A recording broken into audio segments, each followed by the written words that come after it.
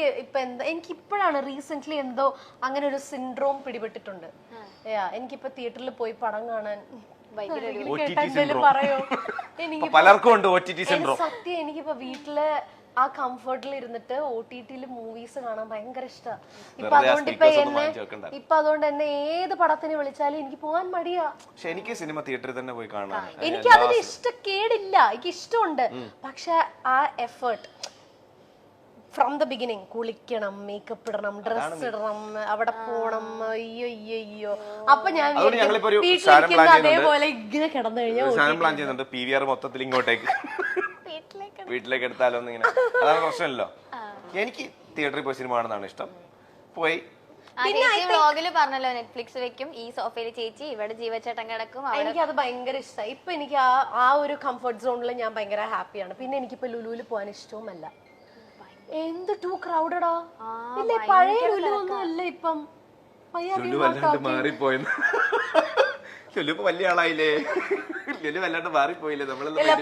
പണ്ട് എന്റെ one of the favourite spots in Kochi ആയിരുന്നു ലുലു. ഇപ്പൊ പക്ഷെ ലുലു എനിക്ക് ഭയങ്കര സഫോക്കേഷൻ. കഴിഞ്ഞ ദിവസം ചോദിച്ചു നോക്ക്, അറിയോ അവിടെ വെച്ച് ചേച്ചിനെ സ്പോട്ട് ചെയ്തേ. ഇന്ന് പറഞ്ഞ തോമസ് ഉണ്ടായിരുന്നു ലുലുല്.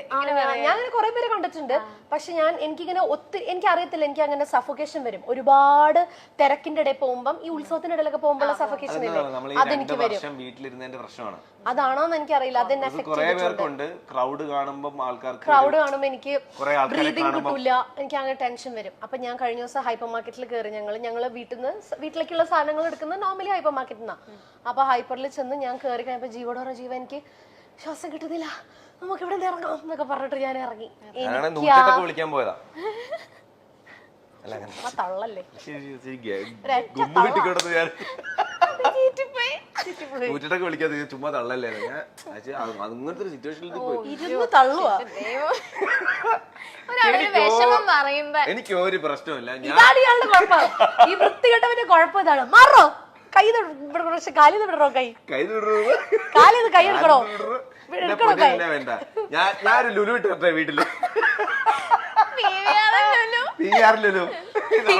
ഹൈപ്പർ മാർക്കറ്റ് ഒരു പ്രശ്നമില്ല. എനിക്ക് ആൾക്കാർ ഉള്ളതാണ് എനിക്ക് സന്തോഷം. അയ്യോ ജീവ എൻജോയ്സ് ദാറ്റ്. ഞാൻ കണ്ടിട്ടുണ്ട് ജീവ തിരക്കിന്റെ ഇടയിലൊക്കെ ഇരുന്നിട്ട് ജീവ അങ്ങ് എൻജോയ്. എനിക്ക് ഇപ്പം ആദ്യമൊക്കെ കുറച്ചു പേര് അറിയുന്നത്, ഇപ്പൊ കുറെ കൂടെ ആൾക്കാർ അറിയാം. അപ്പൊ അവരൊക്കെ വന്ന് സംസാരിക്കുന്നതും ഫോട്ടോ എടുക്കുന്നതും എനിക്ക് ഭയങ്കര ഇഷ്ടമാണ്. ഞാൻ ഭയങ്കരമായിട്ട് എൻജോയ് ചെയ്യും.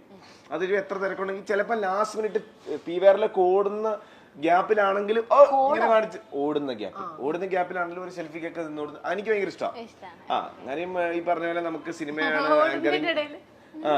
സിനിമയാണ് ആങ്കറിങ് ആണെന്നൊക്കെ പറഞ്ഞാലും കാണാൻ ഈ പറയുന്ന ആൾക്കാർ ഉള്ളപ്പോഴാണല്ലോ നമ്മളിതൊക്കെ ചെയ്തിട്ട് കാര്യമുള്ളൂ. അപ്പം ഒരു 2 seconds കൊടുക്കാൻ റെഡിയാ സമയമുണ്ടെങ്കിൽ. നമ്മൾ എവിടെയെങ്കിലും ഈ പറഞ്ഞ പോലെ പിന്നെ ഈ ചില സ്ഥലത്ത് പോയി കഴിഞ്ഞാൽ, ഇപ്പൊ ഞാൻ ഹോസ്പിറ്റലിൽ പോയി, അമ്മച്ചിക്ക് വയ്യാതെ ഹോസ്പിറ്റലിൽ പോയി, അവിടെ ചേട്ടാ സെൽഫി ചെയ്യുന്നു ഐസിയുടെ മുമ്പിൽ. അത് മാത്രമല്ല ഞാൻ നേരത്തെ പറഞ്ഞിട്ടുണ്ട്, ഞാൻ ഖത്തറിലേക്ക് ആദ്യമായിട്ട് പോയി ഇങ്ങനെ നടന്നു പോകുന്ന കാണുമ്പോൾ എനിക്ക് പെട്ടെന്ന് സങ്കടം വന്നിട്ട് ഞാൻ ഇങ്ങനെ കണ്ണിന്ന് കണ്ണുനീര് വന്നിട്ട് ഞാൻ ഇങ്ങനെ തിരിഞ്ഞ ചേട്ടാ സൂര്യ മ്യൂസിക്കിൽ ജീവിച്ചിട്ടില്ല ഒരു ഫോട്ടോ.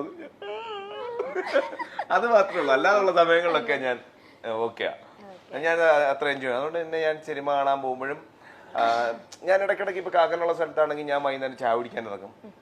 അത് നോർമൽ നമ്മുടെ ഈ പറഞ്ഞ വഴിയോരം അങ്ങനെയുള്ള സ്ഥലത്ത് ചായ കുടിക്കാൻ എനിക്ക് ഭയങ്കര ഇഷ്ടം. ആൾക്കാരോട് സംസാരിക്കാനും നമുക്ക് അറിയാൻ പറ്റില്ല. ഞാൻ ജീവയുടെ ഏറ്റവും വലിയ ആഗ്രഹം ഒരു KSRTC പ്രൈവറ്റ് ബസ്സിലോ അതാണ് ഇപ്പോഴത്തെ ഏറ്റവും വലിയ ആഗ്രഹം. കഴിഞ്ഞ ദിവസം എന്നോട് പറഞ്ഞു ബസ്സിൽ കയറണം. ഞാൻ സൂര്യ മ്യൂസിക്കിൽ ഉണ്ടായിരുന്ന സമയത്ത് ഞാൻ എന്റെ നാടായ മാവേലിക്കരയിലേക്ക് പോകുന്നതും വരുന്നതും ഒക്കെ ബസ്സിലായിരുന്നു. ഞാൻ വൈകിട്ടത്തെ ഷോ കഴിഞ്ഞിട്ട് ഞാൻ KSRTC ബസ്സിന്റെ സൈഡിൽ കയറിയിരിക്കും. ചിലപ്പോൾ പാട്ട് വെക്കും, അല്ലെങ്കിൽ ഇങ്ങനെ ഇരുന്ന് ചിലപ്പോൾ ഉറങ്ങും. അപ്പൊ ഈ കാറ്റൊക്കെ അടിച്ച് ഞാൻ അവിടെ ചെന്നിറങ്ങും. മാവേലിക്കലെ ഫ്രണ്ട്സ് ആരെങ്കിലും പിക്ക് ചെയ്യാൻ വരും, വീട്ടിലോട്ട് പോകും. തിരിച്ച് ഒന്നെങ്കിൽ ഞായറാഴ്ച പോയിട്ടോ അല്ലെങ്കിൽ തിങ്കളാഴ്ച വെളുപ്പിനോ ഇതേപോലെ തന്നെ അങ്ങനെ കണ്ടിന്യൂ എല്ലാ ദിവസവും പോയി വന്ന്. അപ്പച്ചന് വയ്യായിരുന്നു, അപ്പൊ എല്ലാ ദിവസവും പോയി വന്ന ദിവസങ്ങളും ഉണ്ട്. അപ്പൊ അത് കുറെ നാളായി. അപ്പൊ എനിക്കൊന്ന് പോയാൽ കൊള്ളാന്നുണ്ട്. ട്രെയിനിൽ കയറിയാൽ കൊള്ളാന്നുണ്ട്. ഓ പിന്നെ അവനിപ്പോ ചോദിക്കും ഓ ഇവൻ ആരടാ അപ്പൊ ഇവനാരുടെ ഇവന് ബസ്സിൽ ഒന്നുമല്ല, കുറെ നാളായിട്ട്. എന്താ ഇപ്പൊ നമുക്ക് ഒരു ആഗ്രഹം. ആ, ഇപ്പൊ നമുക്ക് എല്ലാവർക്കും ബൈക്കും കാറും ഒക്കെ ഉണ്ടല്ലോ അതെ അതെ അപ്പൊ ഒത്തിരി നാളായി ബസ്സിൽ കയറിയിട്ട് അപ്പൊ ബസ്സിൽ കയറണം രസിക്കാരണം. അതൊരു മോശമായിട്ടൊരു ആഗ്രഹം എനിക്ക് തോന്നുന്നില്ല അല്ലേ അല്ല പിന്നെ അല്ല അങ്ങോട്ട് പറഞ്ഞു കൊടുക്കുക ഈ ജാടയാന്നൊക്കെ പറയുന്നവരോടൊക്കെ എന്താ ചേട്ടാ പറയാനുള്ളത്? എനിക്ക് ജാടയാണെന്ന് പറയുന്നവരോടാണ് അത്രേ ഉള്ളൂ ആണെന്ന് പറയുന്നവരോടാണ് ജാണെന്ന് അല്ലാത്തവരോടല്ല.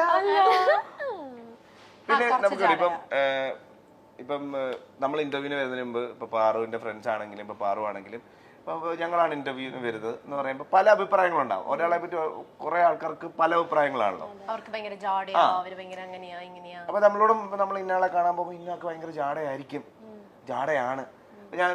ഞങ്ങൾ പറയുന്ന കാര്യമുണ്ട്, ആ ആള് നമ്മളോട് എങ്ങനെയാണോ അതാണ് നമുക്ക് ആള്. അപ്പൊ ബാക്കിയുള്ളവർ എന്ത് പറഞ്ഞാലും കുഴപ്പമില്ല. ഇപ്പം പുറത്തോട്ടൊക്കെ ഇറങ്ങി നോക്കുമ്പോൾ പാറു എന്തൊരു ഭയങ്കര മോശം, ഭയങ്കര ആരെയും ബഹുമാനം ഇല്ല, ഒരുമാതിരി ചോദ്യങ്ങളൊക്കെ ചോദിക്കുന്നു, അങ്ങനെ പല അഭിപ്രായം ഉണ്ടാവാം. അങ്ങനെ ഉണ്ടെന്നല്ല ഉണ്ടാവാം. പക്ഷെ ഇപ്പൊ ഞങ്ങളോട് ചോദിക്കും പാറു എങ്ങനെയാന്ന് ഞങ്ങൾ ചോദിക്കും, എങ്ങനെയാ പാറു